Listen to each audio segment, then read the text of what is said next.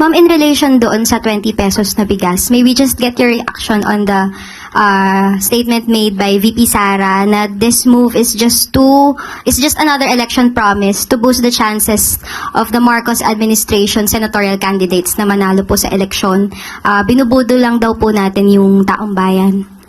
Unang-una po, matagal na po nilang ini-issue na mukhang hindi kakayanin ng Pangulo ang aspirasyon na magkaroon at mag-deliver ng bigas sa halagang 20 pesos kada kilo. Ngayon po, na unti-unting natutupad ang aspirasyon na ito ng Pangulo, bakit muli na naman silang nagsasalita, nagiging negatibo? Muli, uulitin natin, ang gusto po ng Pangulo, ng Pangulong Marcos, ay ma-deliver sa taong bayan ang bigas sa murang halaga. Noon pa po ito. Pero ngayon po ay nagsusumikap ang ating pamahalaan, ang ating Pangulo na matupad ang aspirasyon na ito. Sana po sa mga leader, ang tunay na leader at tunay na Pilipino ay dapat sumusuporta sa kapwa Pilipino, lalong-lalo na sa pinuno ng bansa. Huwag sanang pairalin ang crab mentality at huwag maging anay sa lipunan. Magkaisa tayo para matupad ng Pangulo at ng pamahalaan ang mga aspirasyon para sa taong bayan. Pero ma'am, why did the government choose Visayas po? Kasi yung isa rin niyang sinasabi, given na vote-rich region yung Visayas, kaya ito raw yung pinili. Ano po yung basehan ng government kung bakit Visayas? Una-una po, na sabi po sa atin, ni Secretary Kiko Laurel, na kaya po Visayas, unang-una po, maraming stocks po ang NFA sa nasabing lugar, at sila po ang naunang magsabi ng pakikipag-cooperate sa Pangulo sa pagbibigay po ng subsidiya. Kaya po nauna po ang Visayas areas. Ito rin po ay pinatotohanan po ni Governor Gwen Garcia. So bakit naman po natin haharangin ang magandang adhikain na ito, ang magandang goal na ito ng Pangulo na makapagbigay ng murang bigas at sa pangunguna po ito sa Visayas areas. Huwag po natin harangin, huwag po natin pagbawalan yung mga taong bayan na bumili ng murang bigas. Ito po ay muli para sa taong bayan, huwag natin mahayaang magutom ang taong bayan. Hindi porkit po umura ang bigas, sasabihin na panghayop ang nasabing bigas. Liliwanagin lamang po natin. Ang ibebentang bigas ay yung bigas po na nabibili ngayon sa halagang 33 pesos. So wag po nating maliitin ang mga farmers natin dahil local farmers po manggagaling ang bigas na ito. Kapag po sinabi, ninuman, na ito ay panghayop na bigas, minamaliit po natin ang mga farmers natin na nagbebenta po sa NFA, sa ating gobyerno.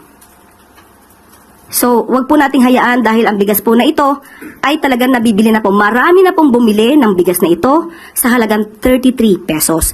Same po, parehong bigas po ang ibebenta. At ang sabi nga po natin dito, kung sinasabi po niya na huwag magpabudol, tama po na huwag magpabudol dahil maaaring magamit na naman ito at masabotahin ng mga fake news peddlers, magpanggap na buyers at ipapakitang hindi maganda ang bigas. Tandaan natin, ito pong bigas na ibebenta sa halagang 20 pesos ay yung parehong bigas na ibinebenta sa halagang 33 pesos. Ma'am, last na lang po on my part. Ma'am, paano po yung budget nito? Sufficient naman po ba para ma-sustain? And kasi tinatarget natin na hanggang 2028 na rin po yung implementation. Sa ngayon po ay aabot po at ang nais po ng Pangulo para sa susunod na taon ay mabigyan po ng budget ang programang ito para sa taong bayan. Thank you, ma'am. Follow-up question, Pia Gutierrez, ABS-CBN. Hi, ma'am. Ma'am, yung 20 pesos po, this was a campaign promise of the President. Pero bakit ngayon lang po ito nasimulan?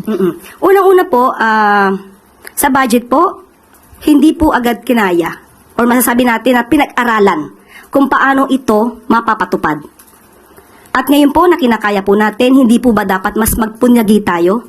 At kumbaga ay sabihin natin isang tagumpay ito ng pamahalaan para sa taong bayan. Huwag po tayo magpaka-negatibo. Huwag po nating tignan na hindi maganda at sinasabing pamumulitika po ito. Sabi nga natin, noon pa po ito aspirasyon. So kung ito man ay natupad, maganda lamang po siguro nagkataon dahil ang Visayas areas ay nakipag-cooperate. At sabi nga natin, ang mga taong itim ang tingin sa kanilang paligid ay mukhang hindi makakakita talaga ng liwanag. So you're saying, ma'am, na ngayon lang nagkaroon ng budget for the 20 pesos rice? Hindi po natin sinasabi ngayon lang nagka-budget. Ngayon lang po na pag-araling mabuti dahil sa loob po ng mga araw, buwan, taon, ito po ay inaral kung paano po ito maipapatupad. Ngayon po, na nakita po nila sa kanilang pag-aaral na maaari pong ibigay sa pamamagitan din po ng pagbibigay ng subsidiya. Ito po ngayon ay ating ipatutupad. Ma'am, kasi yung announcement came shortly after the President suffered a double-digit decline sa kanyang trust and approval ratings, kung saan tinuturo yung mataas na presyo ng bilihin behind the decline. Does this have anything to do with the announcement? Wala po. Dahil bago pa po nagkaroon kung anumang survey, rating ang napapakita ngayon, noon pa po ito pinag-uusapan. Nakasama po ako minsan sa isang pribadong meeting para po dito, para pa ipatupad po ang 20 pesos kada kilo na bigas. Nauna pa po ito na pag-usapan ng DA, ng NFA, bago pa po lumabas ang mga survey ratings na yan. Next question, Ivan Mayrina. Ma'am, follow up dun sa kung saan manggagaling ang pondo rito. Ang paliwanag kahapon ni Secretary Chu Laurel, kung ano man yung diferensya, 33 yung value, ibebenta ng 20. Tig 650 ang national at local. What happens to the fourth, third class municipalities who are unable to fund the difference? How soon can the national government shoulder the cost fully para maibenta po sa 20? Sa ngayon po ay pinag-aaralan po yung patungkol po dyan. Ang pangunahin po ngayon na direktiba po ay doon sa maaari makapagbigay ng subsidiya mula sa local government. At sinabi naman po natin, kung hindi man nila maa-avail ito, maaari naman po magpautang ang FTI, pero ito po yung sinasabi nating halagang 33 pesos. At maa-avail naman din po ng mga kababayan natin yung halagang 33 pesos through the LGU or FTI. At yun po din po ay pwedeng utangin po ng mga sinasabi niyo po na medyo local government na hindi ganun kalaki po yung income na natatanggap. Salamat po. Christian Yesores, DZ, Radyo 630. Yusek, siguro po, meron po bang directive o utos ang Pangulo sa mga LGU na just to make sure din po na hindi nga po magagamit ng mga LGU sa pamumulitika itong pagbebenta ng murang bigas bilang election season po ngayon at may mga takot po na baka ilang mga kandidato sa lokal na pamahalaan ang samantalahin yung pagbebenta ng murang bigas?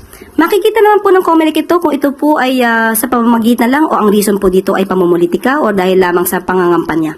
So, hayaan na lang po natin ang COMELEC na siya po ang magsuri kung ito'y ginagamit sa pamumulitika at pangangampanya. Sam Medinilla, Business Mirror. Good morning, ma'am. Bali, ilan po yung magiging beneficiaries target beneficiaries nitong program? At saka yung ilang LGUs rin po. Bali, ilang families and ilang LGUs? Opo, sa ngayon po ay nagkakaroon po ng guidelines. Gumagawa po ng guidelines ang DA at madidinig po sa kanila yung detalye. Ang sa aming pagkakaalam ay magkakaroon po mismo ng press briefing si Secretary Kiko o ang DA at doon niyo po malalaman kung ano po yung iba pa po mga detalye. Tapos, na-mention rin po nila na parang wala pa siyang allocation sa GAA this year. So, saan po kukunin ng government, ng DA yung budget for the initial implementation nitong program? Muli po pakinggan na lang po muna natin yung press briefing na gagawin po ng DA dahil sa ngayon po hindi ko po hawak ang detalye patungkol po dyan at sila po mismo ang magbibigay ng mga kasagutan patungkol po sa mga ganyang klaseng mga katanungan. Last na lang po. Bali, na-mention din po ng COMELEC na nag-issue na sila ng reaction regarding dito sa rice. Ang na-mention po nila, okay lang raw magbenta yung NFA nung 20 pesos pero hindi raw po dapat involved yung mga candidates for the 2025 polls. Kaso, karamihan po ng incumbent officials ngayon ay running for re-election. So, pag nagbenta po ba nito, dapat hindi po sila involved dun sa... Dapat po, hindi po sila involved. Dapat nga po, ang kanilang mga mukha ay hindi makikita sa mga tarpaulin patungkol po dito. Ang pagbebenta po ng bigas sa halagang 20 pesos kada kilo ay para po sa taong bayan, hindi para po sa mga kandidato. Thank you po, ma'am. Next, same topic. Eden Santos, Net 21. Yusek, good morning po. Nabanggit niyo po may the draft na guidelines ng DA para sa pagbebenta po ng 20 pesos kada kilo ng bigas. Nangangahulugan po ba ito na limitado lamang yung mga kababayan natin na maaring maka-avail at hindi ito rice for all, itong 20 pesos na ito ng ating administrasyon? Nakausap po natin ang representative ng DA at sinasabi po naman nila ito ay maa-avail nino man. Pero magkakaroon din po ng sariling guidelines ang LGU kung kanino po ito maibebenta. Mas malamang po sa aking hinuha, sa aking pagtatansya, mas mabibigyan nila ng priority yung mga sinasabing nasa laylayan ng lipunan. Pero hindi naman po ito ipinagbabawal na bilhin. Ang sabi po sa atin, pag nasa kadiwa po, lahat naman po ay maaaring maka-avail.